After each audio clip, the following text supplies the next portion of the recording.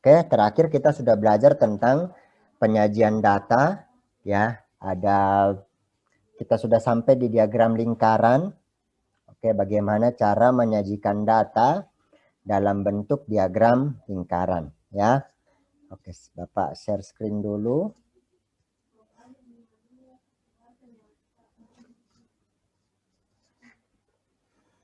Nah, ini contoh yang berikut penyajian data dalam bentuk lingkaran. Nah, sekarang pertanyaannya adalah bagaimana kalau dia dalam bentuk persen seperti ini.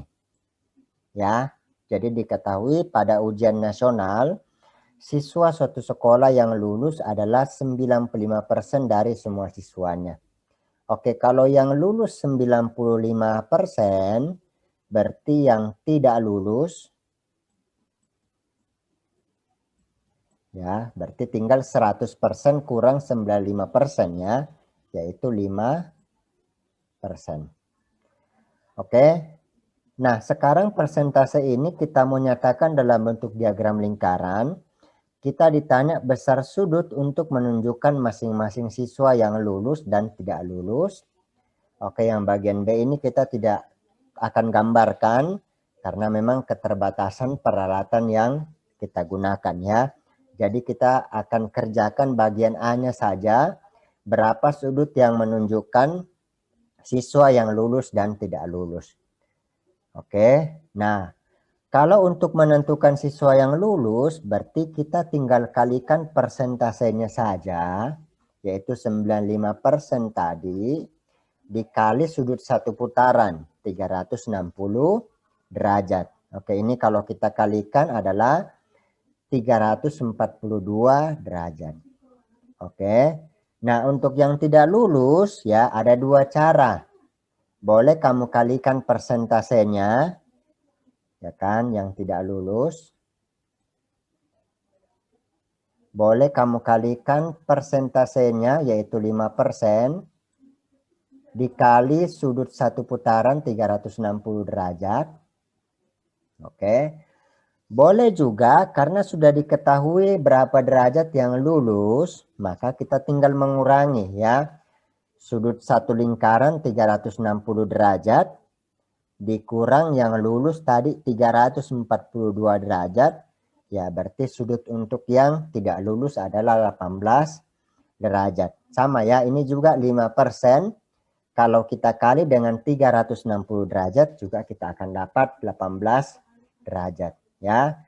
Nah, nanti kalau di kelas ya pasti kamu akan menggambar diagram lingkarannya. Kamu butuh jangka, kamu butuh busur derajat. Ya, sebenarnya tidak terlalu sulit sudah. Kenapa? Karena sudutnya sudah diketahui. Ya, nanti tinggal diukur saja dengan busur derajat untuk sudut tersebut. Oke, ini gambarnya kira-kira seperti ini. Nah, kemudian kita masuk ke penyajian data yang ketiga, yaitu diagram batang. Ya, jadi setiap penyajian data itu punya kelebihan masing-masing. Ya, dan tentu saja ada kekurangan masing-masing. Oke ya.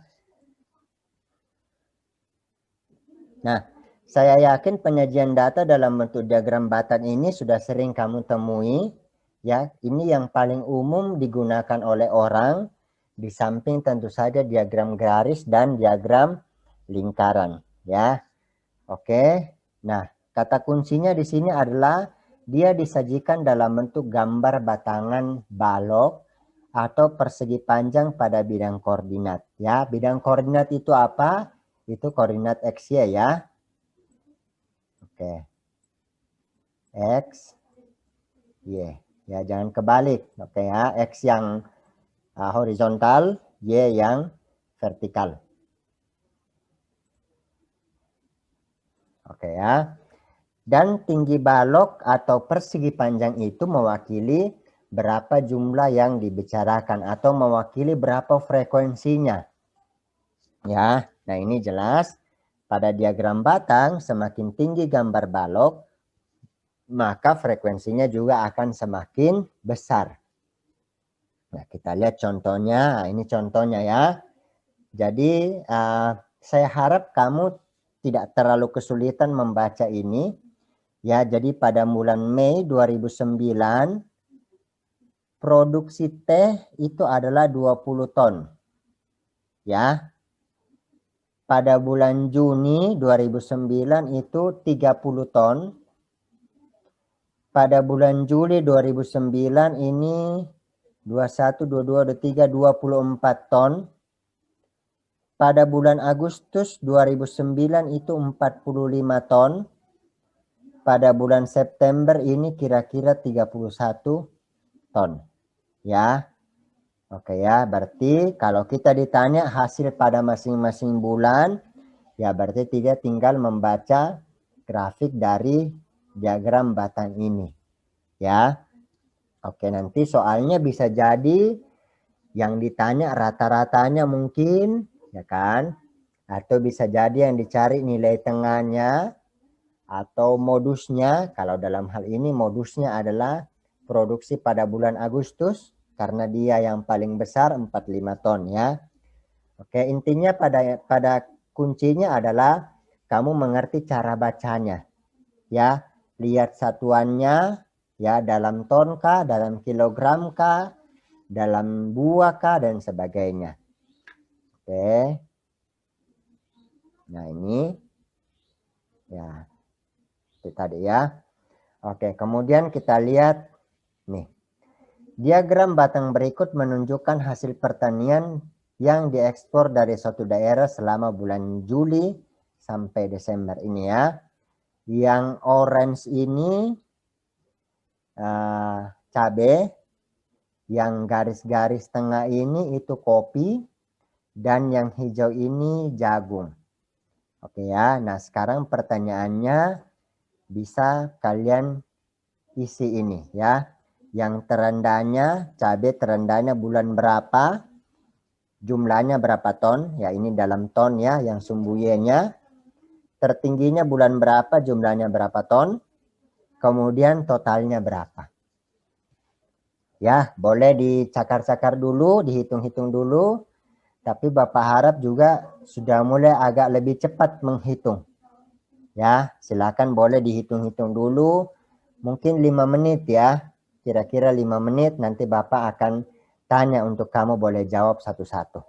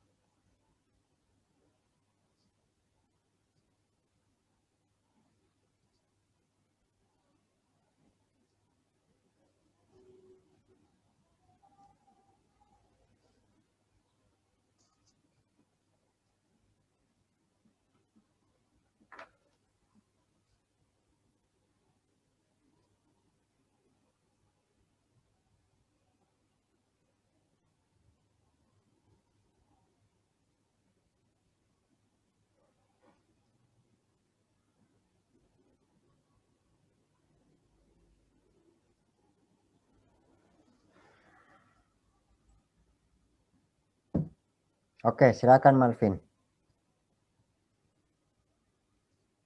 Makasih, Pak. Oke, Farel boleh jawab bagian A. Cabai tertinggi bulan berapa? Farel. Terendah. Bulan berapa?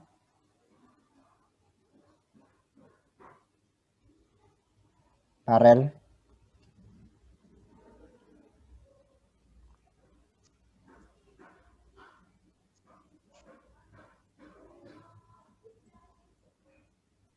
Oke, Desember. Berapa ton jumlahnya?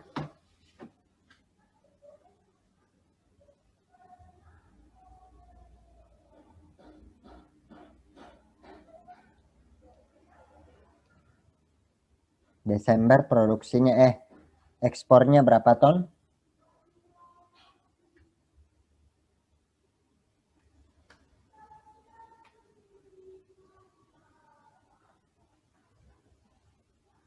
Farel.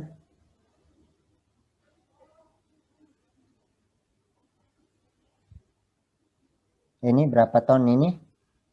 Coba lihat di antara 30 dan 60 di tengah-tengahnya. Berapa itu?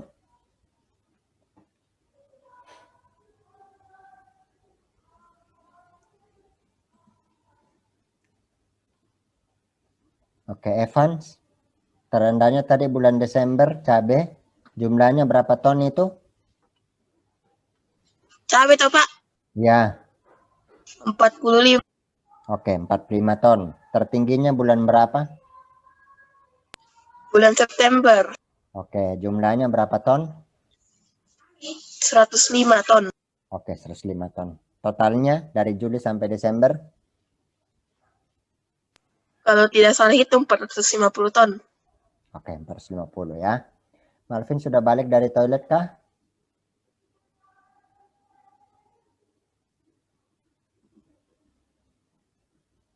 Oh, belum kayaknya ya.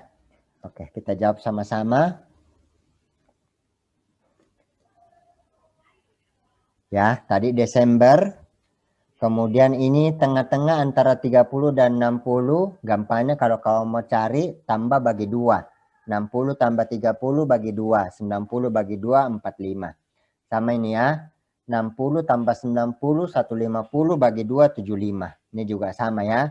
90 tambah 120, 210 dibagi 2, 105 ya. Oke, jadi ini 45.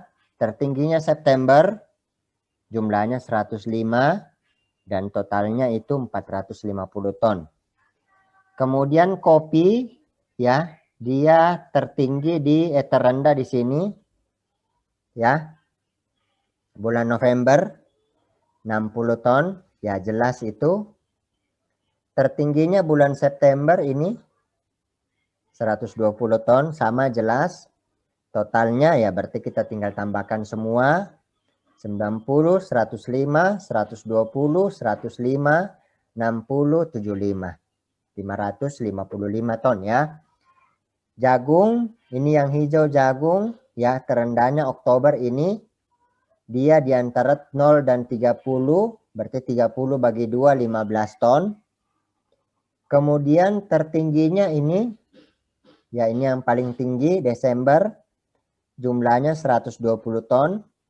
Ya, jumlah total ekspornya ya kita tinggal tambahkan 30, 45, 75, 15, 45, 120. Hasilnya 330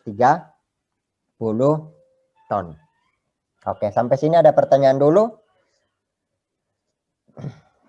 Tidak ada, Pak. Oke, tidak ada ya. Oke, kita lanjut ke diagram garis ya. Oke, diagram garis itu adalah penyajian data dalam bentuk garis yang menghubungkan titik-titik sesuai jumlah objeknya pada bidang koordinat ya. Jadi kuncinya dia berbentuk garis ya. Oke, nah sama dengan diagram batang, semakin tinggi letak titiknya menentukan jumlah objeknya semakin besar. Dan biasanya diagram garis itu sering digabung dengan diagram batang, ya. Oke, ini contoh diagram garis, ya. Prinsipnya sama, cara membacanya sama dengan diagram batang. Oke ya. Nah, gambar di bawah ini menunjukkan produksi jagung selama 7 tahun. Ini ya. 2001, 2002, 2003, 2004, 2005, 2006, 2007. Ditanya tentukan hasil produksi jagung pada tahun 2001. Oh, ini titiknya pada tahun 2001. Tarik ke sebelah apa ini? Sebelah kiri. Oh 5, berarti 5 ton ya. Tahun 2005 ini dia. Ini titiknya. Kemudian tarik ke sana. Oh antara 20 dengan 25. Oh berapa tengahnya itu?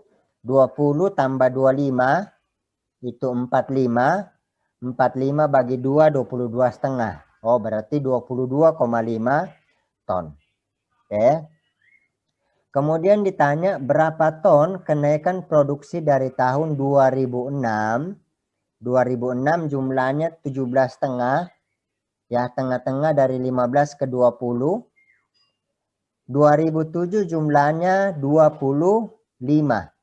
Ya, berarti 25 ini jumlah tahun 2007 dikurang 17,5. Ya. Oke, berapa itu? 8,5 ya. Oke, kemudian berapa produksi tahun berapa yang sama? Sorry, ini bukan 8,5 tadi, 7,5 ya.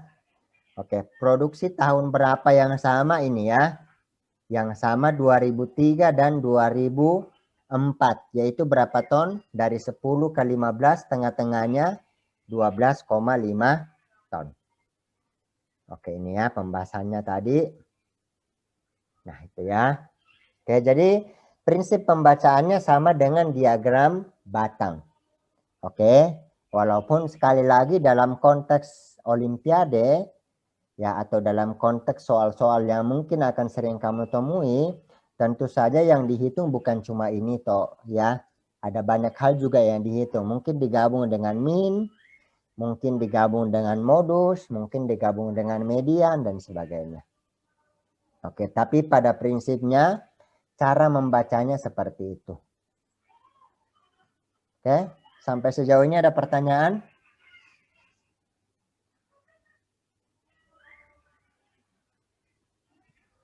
Tidak ada ya. Oke, kita lanjut ke berikut. Oke, ini kamu disuruh membuat diagram garis. Ya, tidak perlu kamu bikin. Oke, bentuk diagram garisnya seperti ini ya. 2002-2003 itu 250 ya, antara 200 ke 300. 2003 ke 2004 ini 350. 2004 ke 2005 300 dan seterusnya. Oke, ini diagram batang yang digabung dengan diagram garis. Jadi diambil titik-titik tengahnya, kemudian titik tengah itu dihubungkan dengan garis. Ya. Oke. Kemudian kita ini istilah yang lain, ada namanya jangkauan data. Oke ya. Nah, jangkauan itu adalah apa? Jangkauan adalah selisih data terbesar yang ada dengan data terkecil. Oke ya. Jadi data terbesarnya diselisihkan atau dikurang dengan data terkecil. Itu adalah jangkauan data. Ya. Oke, ini rumusnya. Ya, saya pikir ini bukan rumus yang perlu kamu hafalin terlalu bagaimana. Ya, pokoknya yang nilai yang terbesar di situ berapa, nilai yang terkecilnya berapa. Contohnya ini suatu data, nilai terkecilnya 24, nilai terbesarnya 53, maka jangkauannya tidak tinggal kurang. 53 kurang 24 adalah 29. Ya, oke. Untuk jangkauan ini mungkin aplikasinya nanti lebih banyak kamu akan dapat di SMA, karena di situ kamu udah belajar data yang dikelompokkan 50 sampai 55, 56 sampai 60 ya. Nah, jangkauan itu akan kamu banyak gunakan di situ ya. Tapi kalau level SMP biasanya jangkauan itu untuk soal-soal level analisis biasanya. Biasanya diketahui jangkauannya berapa, min-nya berapa, ditanya misalkan data terkecilnya berapa, dan sebagainya ya. Oke, ini.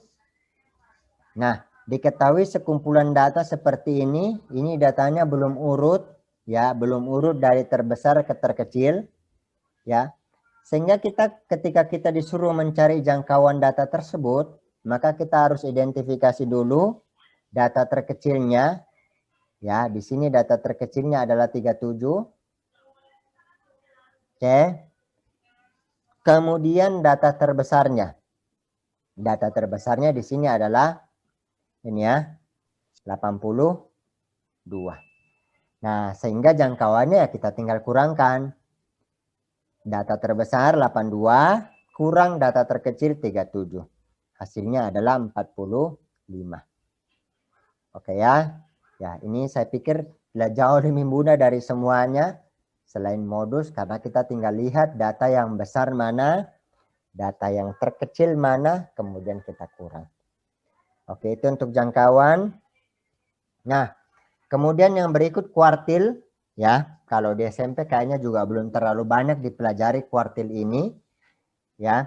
Tapi nanti mungkin untuk level SMA udah mulai lebih, pengembangannya lebih banyak, ya.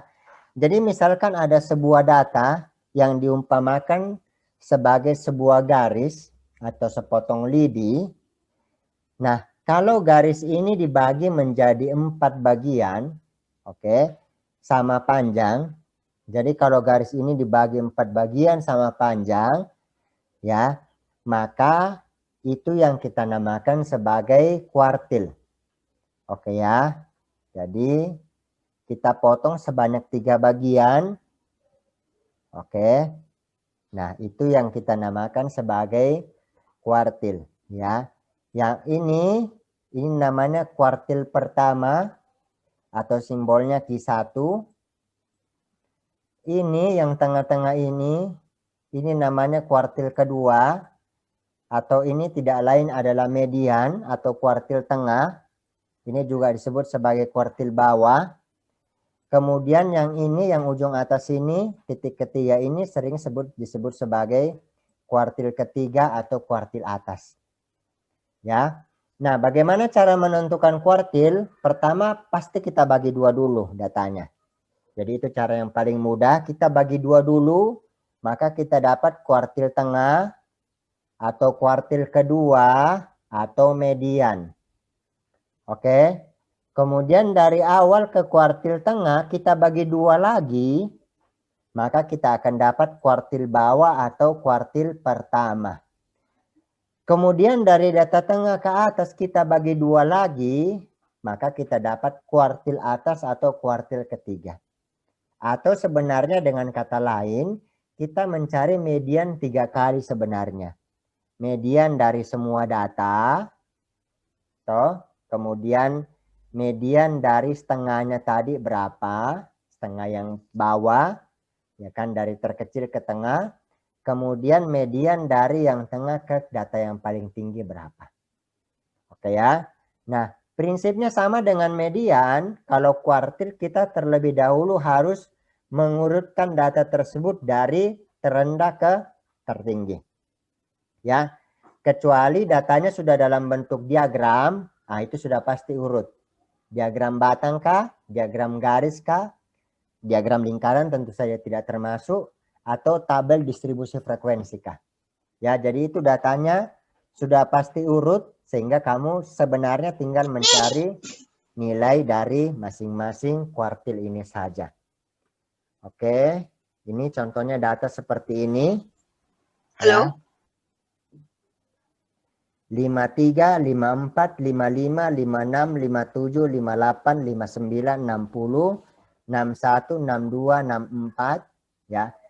Nah, kita cari dulu median. Oke, kita lanjut yang tadi ya.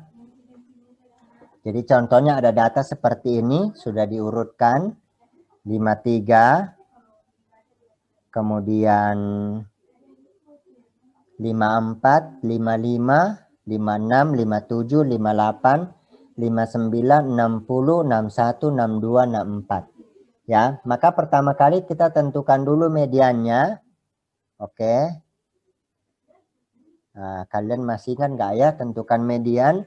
Jadi kita hitung dulu berapa datanya ini. 1, 2, 3, 4, 5, 6, 7, 8, 9, 10, 11. Oh, datanya ganjil. Berarti mediannya itu adalah data ke 11 tambah 1 per 2. Berarti 11 tambah 1. Ya, ini data ke 11 tambah 1 per 2 ya. Bapak tulis D di depan sini. Oke, berarti data ke 11 tambah 1, 12 per 2, 6. Oh, berarti mediannya data ke 6. 1, 2, 3, 4, 5, 6. Nah, ini mediannya ya. 58. Oke. Kemudian kita cari kuartil 1. Berarti dari data pertama ke data ke 5. Itu nilai tengahnya berapa? Oh, datanya ada 5 ganjil. Berarti 5 tambah 1, 6. 6 bagi 2, 3. 1, 2, 3. Oh, berarti kuartil pertamanya data ke 3. Ya, begitupun dengan kuartil ke 3 ya. Oke, ini 1, 2, 3, 4, 5.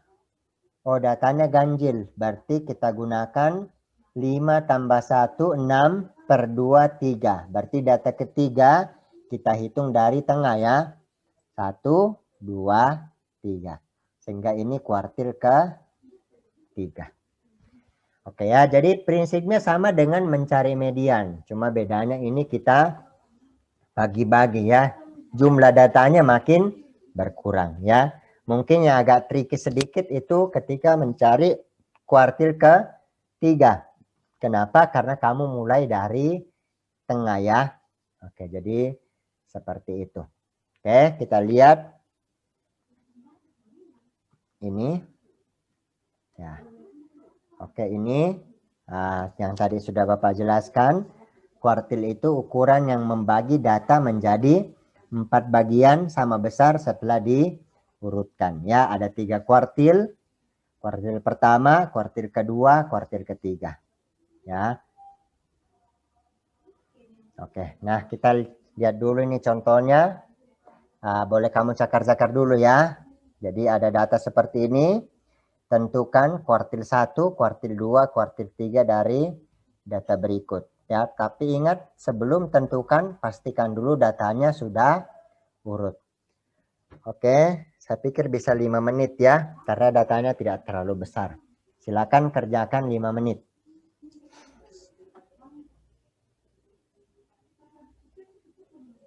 Oke, Malvin boleh jawab. Yang nomor A, kuartil 1-nya berapa, 2, 3-nya berapa?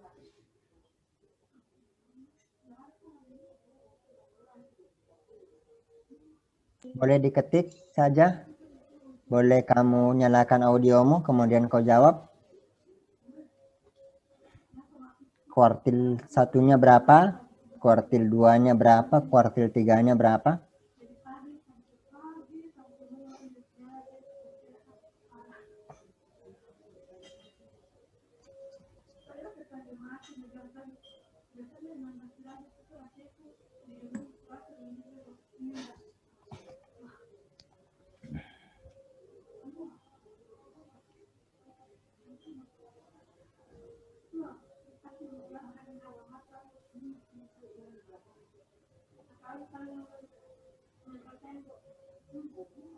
Oke, mungkin belum selesai ya. Oke, Parel.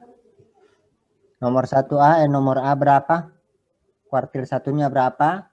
Kuartil 2-nya berapa? Kuartil 1-nya berapa? Kuartil 1-nya 41. 41. Kuartil 40. Ini kuartil 1-nya berarti. Iya, Pak. Oke, kuartil 2-nya 44. 44. Kuartil 3-nya 40. 40. 40 berapa? Halo, Farel, 40 berapa kuartil 3-nya? 46, Pak. Sudah kamu urutkan datanya? Farel?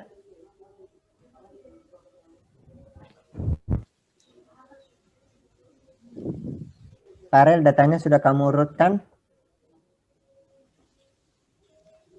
Pak, bagian A lupa diurut, Pak. Oh, oke, urutkan dulu ya. 41 baru 42 ya. Pak, baru aku sadar kalau salah saya punya pengurutan B. 14 saya dapat, Pak. 15. Bagus. Oke, baru 43. Ya biasanya kalau supaya lebih teliti, biasanya Bapak kalau urutkan, Bapak kalau sudah tulis garis begini. Ya, baru 45. Nih. Baru 4. Oh, sorry, ada 44 dulu ya.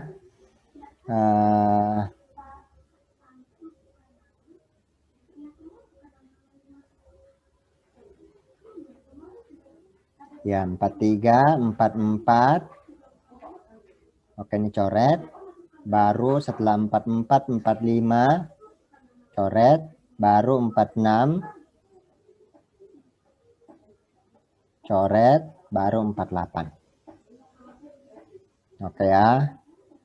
Nah, kalau sudah diurutkan seperti ini, hitung ulang supaya lebih teliti.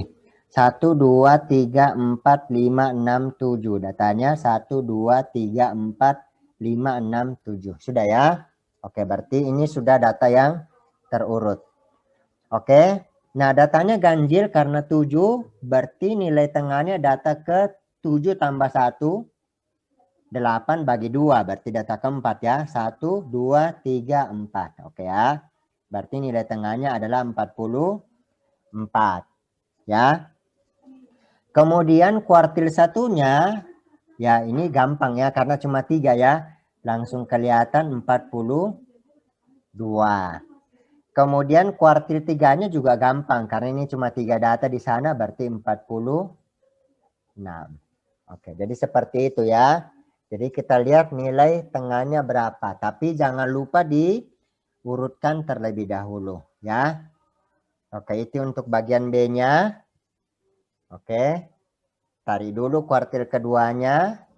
Kamu dapat 6. Kemudian dari kuartil kedua, kamu berangkat cari kuartil pertama 4 dan kuartil ketiga 7. Oke, Bapak ulang jelaskan ini ya. Kita hitung dulu jumlah datanya berapa. 1, 2, 3, 4, 5, 6, 7, 8, 9, 10, 11, 12, 13, 14, 15. Jumlah datanya ganjil. Berarti untuk mencari data keberapa, ya tadi jumlah datanya 15 tambah 1 per 2. Nah, 15 tambah 1, 16 dibagi 2, 8. Oke, bukan ini kuartil keduanya atau median, tapi ini data ke-8. Sudah kita hitung 1, 2, 3, 4, 5, 6, 7, 8. Ini ya data ke-8. Berarti kuartil keduanya 6. Kemudian kuartil pertamanya berarti dari 2 sampai 6. Ya, bukan dari 2 sampai 6 yang median ini ya.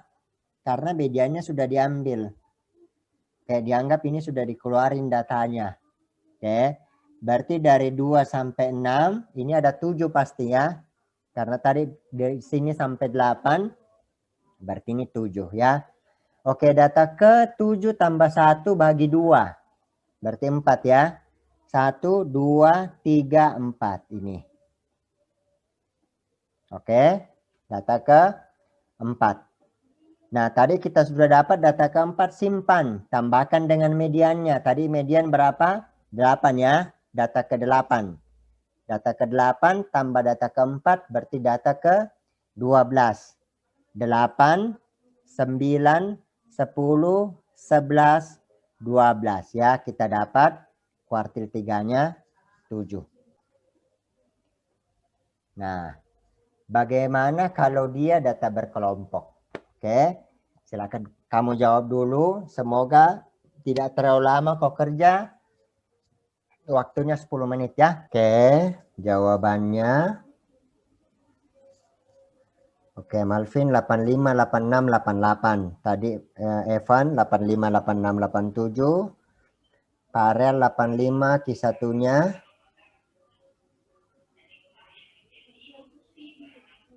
Oke ya, kita lihat jawabannya.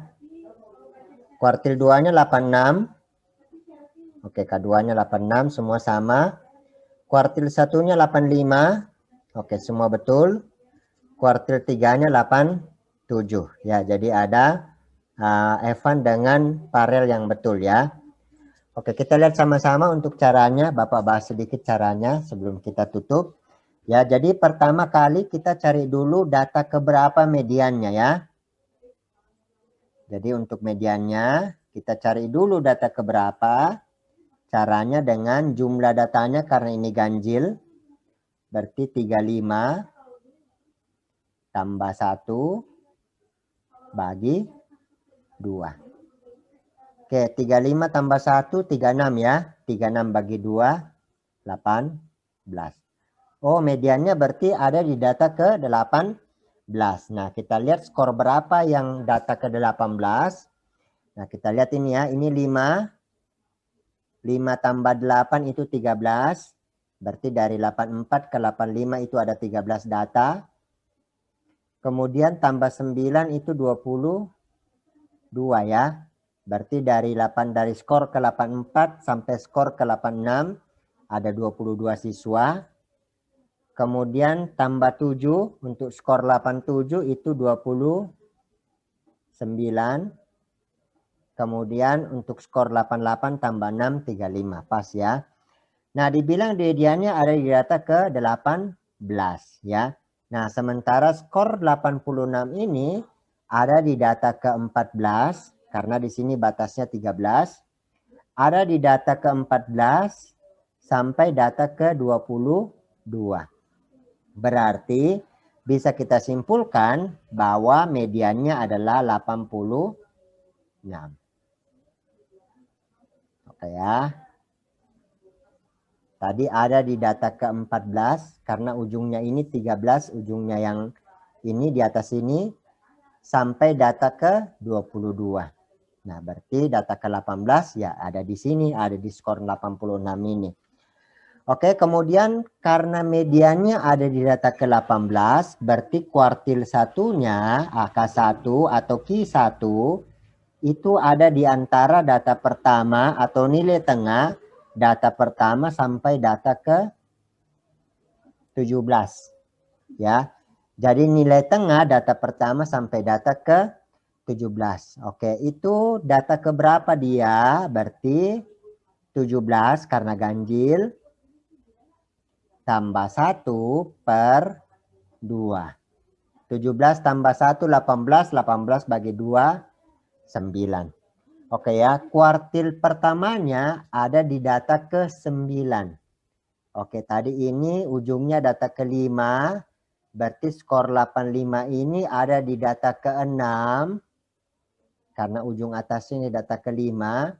Ada di data ke-6 sampai data ke-13. Ya kan? 9 ada di dalam ya. Berarti kita simpulkan bahwa kuartil pertamanya adalah 85. Nah, kuartil ketiganya bagaimana? Kita tinggal tambahkan. 18 tambah 9 itu adalah 20. Berapa ya? 27 ya. Oke, 27. Nah, kita lihat ini data ke-23. Yang ini data ke-23 sampai data ke-29 ya. Oh, berarti media kuartil ketiganya adalah 87 karena pasti data ke-27 ada di dalam sini. Oke, jadi kita dapat kuartil Q3 atau K3 sama dengan 87. Oke, jadi seperti itu ya. Prinsipnya teliti hitung, betul-betul teliti lihat itu dia ada di data keberapa. Oke, sampai sini ada pertanyaan?